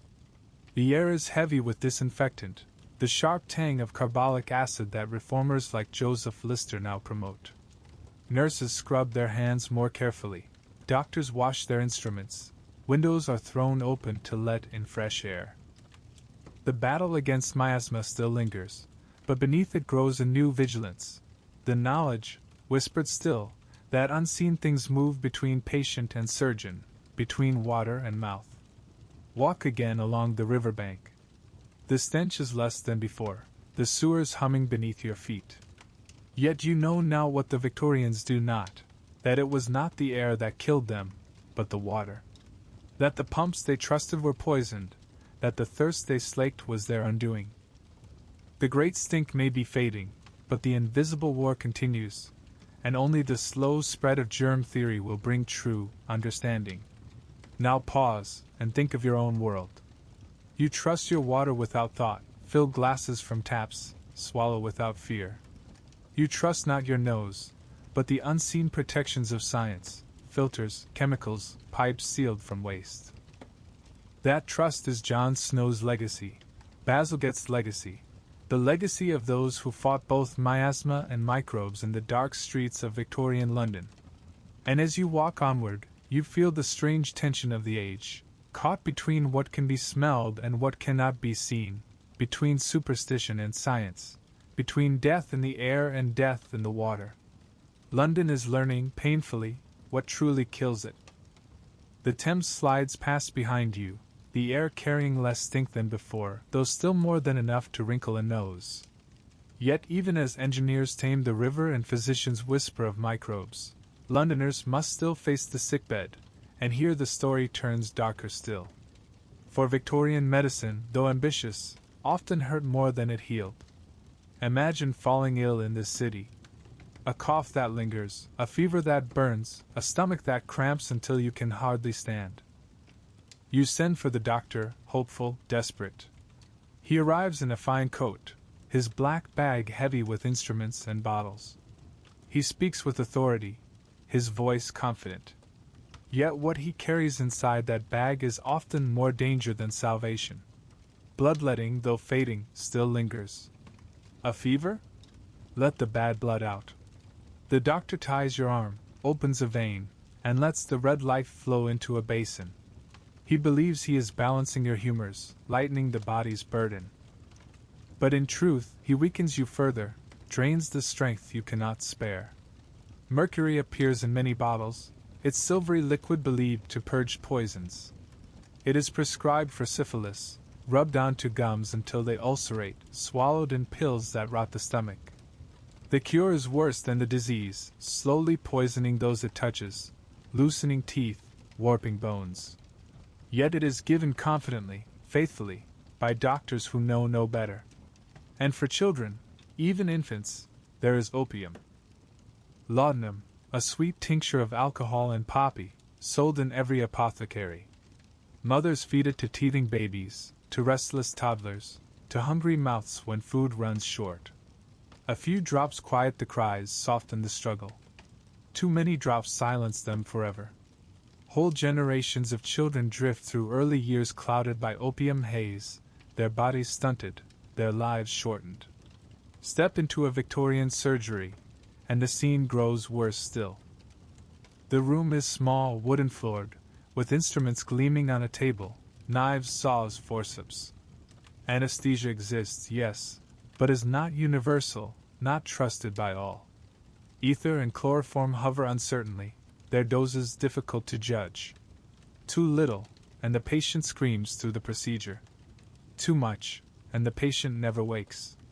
Many surgeons prefer speed, a swift amputation, saw rasping through bone in under 2 minutes, while assistants pin the writhing body to the table.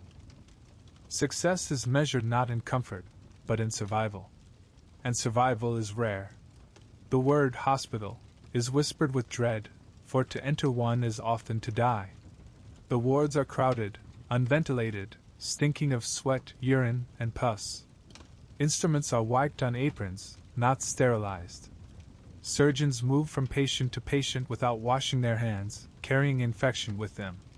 Hospitalism, they call it, when wounds turn gangrenous, when patients rot from within.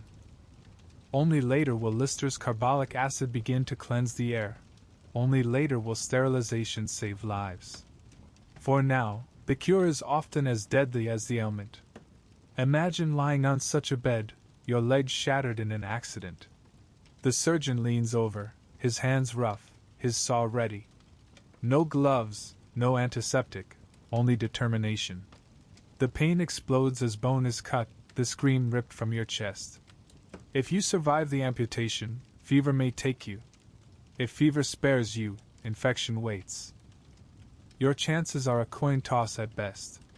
Yet Londoners endure it. They have no choice. When pain overwhelms, when fever grips, when bones break, the doctor is summoned, the hospital entered, the remedies swallowed. Hope clings, even when hope itself is poison. And there is irony too. For even as doctors bleed their patients, poison them with mercury, and silence children with opium, they also push forward. They experiment, they debate, they inch toward discovery. Anesthesia spreads, antiseptics bloom, microscopes reveal hidden worlds. Medicine is both cruel and curious, brutal and brilliant, stumbling toward the future by way of suffering. Pause a moment and think of your own world. Hospitals bright and sterile, pain managed with precision, infections fought with antibiotics. Think of lying in a bed where sheets are clean, instruments gleam, and hands are gloved. Now strip it all away. Picture instead a surgeon wiping his knife on his sleeve, a nurse carrying laudanum to a crying child, a doctor smiling as he prescribes mercury. That is the medicine of Victorian London. That is the danger of being ill here. And as you walk onward, the echo of saws and screams seems to follow, mingling with the memory of stink and filth. For in this city, even the promise of healing carries the shadow of harm. The echo of saws fades behind you, the cries of patients swallowed by the hum of London streets. But not all suffering in this city is heard. Some remains hidden, pressed down by silence, carried in the bodies of women who have little voice and less freedom. Their hygiene, their struggles, their blood, these are subjects too delicate for parlors, too shameful for newspapers, too private to be acknowledged. And yet they shape daily life as much as sewage or smoke. Imagine, for a moment, being a young woman in London. Your dress is tight-laced, heavy with fabric, layered with petticoats. Beneath it, against your skin, a thin chemise absorbs sweat and secretions. When your monthly bleeding comes, there are no sanitary pads, no discreet products packaged in paper and plastic. There are only rags, strips of old linen, washed and reused until they fall apart. They chafe, they leak, they smell. But they are all that exists. To speak of menstruation is indecent. Mothers whisper advice only in fragments, often too late. Daughters discover the truth alone, frightened by blood they were never warned of. Husbands pretend ignorance, though they often expect their wives to hide away during their courses. Silence hangs heavier than the blood itself. The rags must be rinsed in secret, scrubbed quietly, dried out of sight. In crowded slum rooms, where privacy is scarce, this is nearly impossible. A girl may wash her cloths at night, hanging them by the hearth where smoke masks the smell, praying no brother or father notices. A maid may hide hers under a mattress, afraid her mistress will scold her for indecency. A wealthy woman may rely on servants, yet even then she feels shame, for to bleed is to confess she is flesh, not refinement. And when bleeding is irregular, or painful, or too heavy, remedies are whispered of: vinegar, herbs, even opium. Doctors dismiss women's complaints as hysteria, the wandering of the womb, the weakness of the female mind. Pain is expected. Silence is demanded. Women endure it, biting lips, clutching bellies, fainting quietly in drawing rooms, only to rise again as though nothing happened. Pregnancy, too, brings little relief. Hygiene is poor, knowledge scarce. Advice comes more from midwives and neighbors than physicians. Women labor in rooms heavy with sweat and fear, their bodies bound by expectation, their voices muffled by propriety. Death in childbirth is common, whispered about but rarely challenged. It is accepted as part of womanhood, as natural as bleeding itself. And in between, what of intimacy, of sex? Here, too, silence reigns. Women are expected to be pure, passive, untouched by desire. To acknowledge their bodies, their needs, is scandalous. Yet diseases move through the city unchecked, carried by husbands to wives, by men of wealth to women of poverty. Venereal disease becomes another hidden plague, its sores and fevers concealed beneath lace and respectability.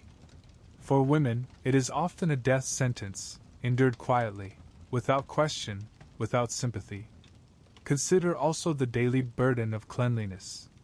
Without regular bathing, without modern products, women rely on perfumes, on powders, on vinegar rinses. They dab lavender water at their temples, carry small bottles of smelling salts to revive them when the odors of city and body overwhelm. Corsets chafe against damp chemises, bodices stiffen with sweat. Yet they smile, curtsy, maintain composure. Society demands perfection even as it denies them the tools to achieve it. And always silence. Women are taught to endure, to conceal, to present a smooth surface no matter what churns beneath. Diaries speak obliquely of ill health, nervous weakness, female troubles. Rarely do they name blood, or pain, or desire. To do so would be vulgar. Better to suffer invisibly, better to be silent than to admit one's body. Step into a laundry yard, and you may glimpse the truth hung on lines. Among shirts and trousers, hidden in corners, flutter strips of linen, pale with repeated washings, stiff with old stains. No one remarks on them. No one points. But every woman knows, and every man pretends not to see. Step into a chemist's shop, and you may notice small bottles tucked away, patent remedies promising to regulate women, to restore balance, to cure weakness. Many are laced with alcohol, with opium, with toxic herbs. Some are coated abortifacients, though never advertised as such. Women buy them quietly, slipping coins across counters, slipping bottles into bags. They swallow hope with every drop, even as the poison eats away at their bodies. Now pause, and think of your own world. The abundance of pads, tampons, cups, pills. The open conversations, however imperfect, about menstruation, about sex, about health. Think of the freedom to speak aloud what Victorians only whispered. Then strip it away. Imagine silence so heavy that women bleed alone, suffer alone, endure alone. That was London, hidden beneath lace and soot. And as you walk further, you sense that silence pressing around you, as real as the coal smoke and the stink of the river. It clings to women on every street, weighs down their shoulders, muffles their voices. In this city of noise and filth, women's hygiene is the quietest misery of all. The silence of women's suffering lingers as you step once more into the noise of London streets.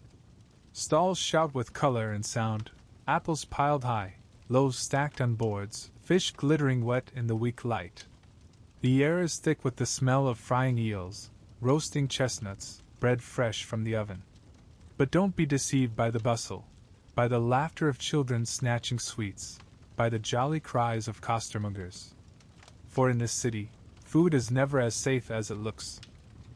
Imagine buying a loaf of bread. It is white, soft, a mark of respectability. Brown bread, coarse and dark, is for the poor.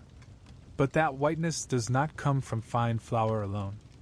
Millers and bakers cut corners, mixing chalk, alum, even ground bone into the dough to stretch it further and make it shine. The bread fills your belly, yes, but it also sours your stomach, scours your insides, leaves you weaker than before. Children grow pale on such loaves, their growth stunted by what was meant to nourish them. Milk, too, is suspect. Freshness is rare in a city where cows are scarce and transport slow. To make milk go further, sellers dilute it with water. And what water? Often drawn straight from the Thames or from pumps tainted with sewage. Mothers spoon the mixture into infants' mouths, believing it wholesome, while microbes invisible to them take root and kill. Sometimes chalk is added to whiten the milk again, masking the thinness. Sometimes sugar of lead is slipped in, sweetening the taste, poisoning slowly. Step closer to a butcher's stall. The meat glistens red, but look carefully and you'll see the truth. Much of it is already turning, the smell hidden with spices, the color brightened with dyes. Sausages are notorious, their casings stuffed not only with meat but with sawdust, rusk, even the scraps of diseased animals. Rats from the market floor sometimes find their way inside. To eat a sausage in London is to gamble, a roll of the dice with every bite. Beer and gin flow freely, but here too deception thrives. Beer watered down, gin mixed with turpentine or sulfuric acid for an extra bite. Rumors abound of spirits colored with copper to mimic fine liquors, of wines strengthened with lead to deepen flavor. Drink brings comfort, yes, but also blindness, madness, death. And then there are sweets, the treasures of children. Bright candies sparkling in shop windows, boiled sugar drops gleaming in the sun. But those colors come not from harmless dyes, but from arsenic green, lead red, mercury yellow. Children lick them happily, unaware that each bite poisons. Reports spread of little ones struck down after a handful of bonbons, their lips blue, their bellies racked with pain. Yet the stalls keep selling, for profit matters more than safety. Markets themselves are no cleaner. Imagine Covent Garden at dawn, carts piled with vegetables, the air thick with shouting. Carrots, cabbages, turnips, all fresh from farms, yet laid out on boards that reek of dung, splattered with Thames water. Flies swarm over them, moving freely from manure to food. Women haggle, children tug at skirts, men curse as they haul sacks. The scene is lively, vibrant, and deadly. Every purchase carries risk. And for the poor, choice is no luxury. They buy what they can, a loaf stretched with chalk, a slice of meat that smells faintly sour, milk watered thin, vegetables already wilting. Hunger leaves little room for doubt. Better to eat poison than to starve. Better to risk sickness than to endure the gnaw of an empty belly. Reformers take note. Reports are written, investigations launched. Chemists test samples and publish shocking results. Alum in bread, copper in pickles, red lead in cheese. Outrage spreads, but laws are slow. Enforcement slower still. For decades, adulteration continues, the profits too great, the risks too hidden. It is not until the end of the century that real regulation begins to bite. Until then, every meal is a gamble. Imagine dining in a wealthy household. The table groans with dishes, roasts, puddings, pies, wines. Yet even here danger lurks. Imported delicacies spoil in transit, sauces conceal their taint, wines glow with toxic additives. Servants taste dishes first, both to show respect and to test for poison. A strange custom, but a practical one. The rich are not spared from corruption, they simply have more layers of deception to mask it. And still, people eat. They must. Life goes on amid risk, as it always does in London. The markets bustle, the taverns roar, the baker's ovens smoke. Hunger is louder than fear, and so the city feasts on its own poisons daily. Pause now, and compare to your own world. Food packaged, labeled, inspected. Milk chilled and sealed, bread free of chalk, sweets bright but harmless. Think of how casually you bite into an apple, pour a glass of milk, open a bag of candy. Now strip that certainty away.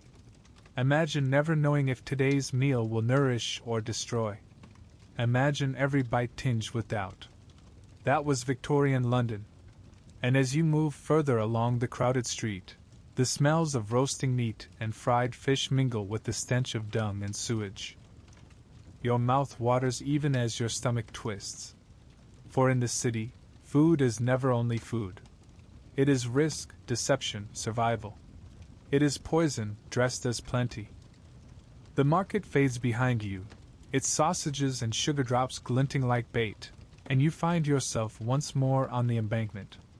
The lamps glow softly, the river slides dark and wide, and the air, while still heavy, is no longer unbearable. Something is shifting in London. Slowly, painfully, but unmistakably. For the city is learning. Reform gathers pace in the final decades of the century.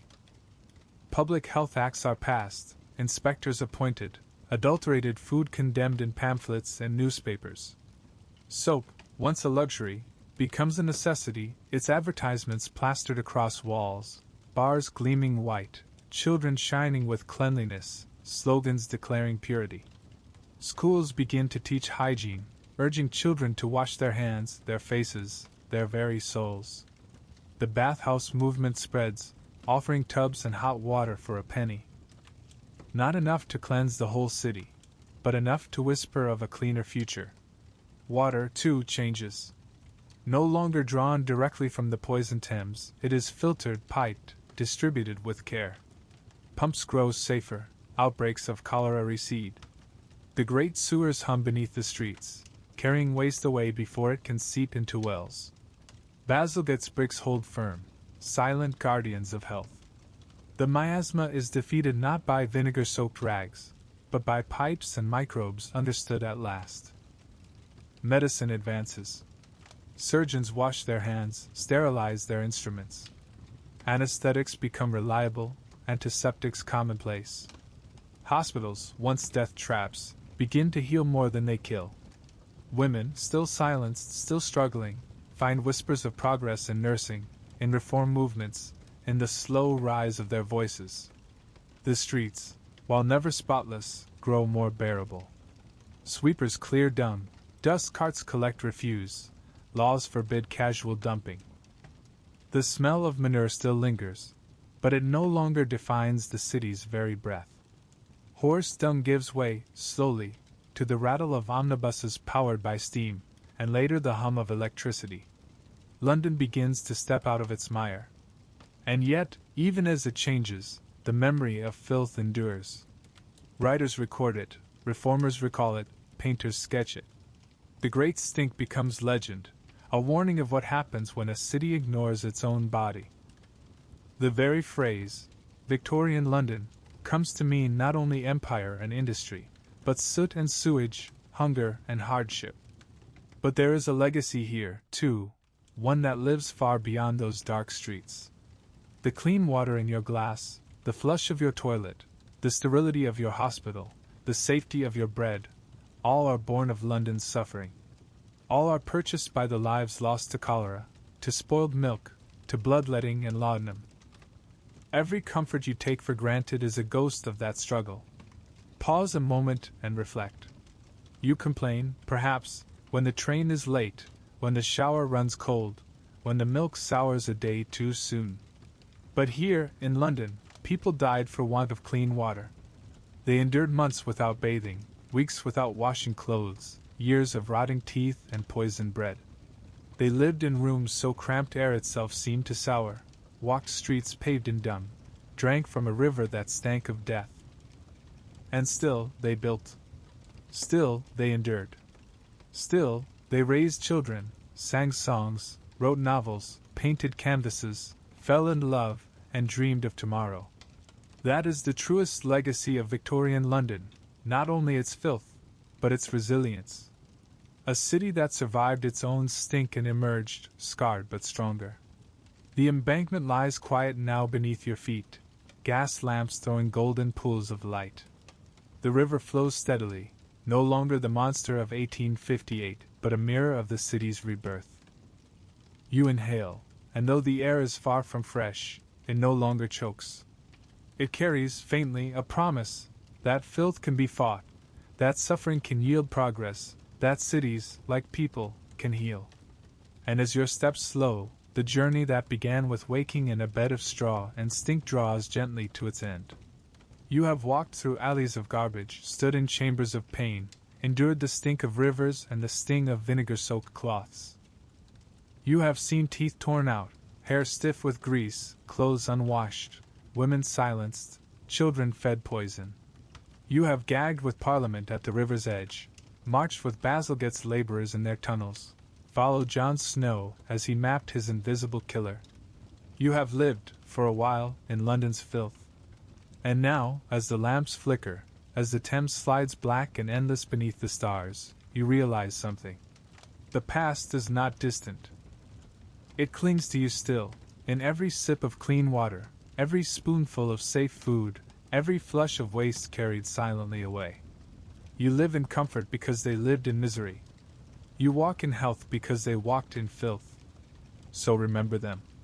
Not only the stink, not only the squalor, but the endurance. Remember the city that nearly suffocated, and the people who survived it. And as the night settles over London, and the echoes of hoofbeats fade into silence, let these ghosts guide you gently into gratitude. For the lesson of Victorian London is simple, and it is eternal. Comfort is fragile, health is hard won, and progress is always paid for in suffering.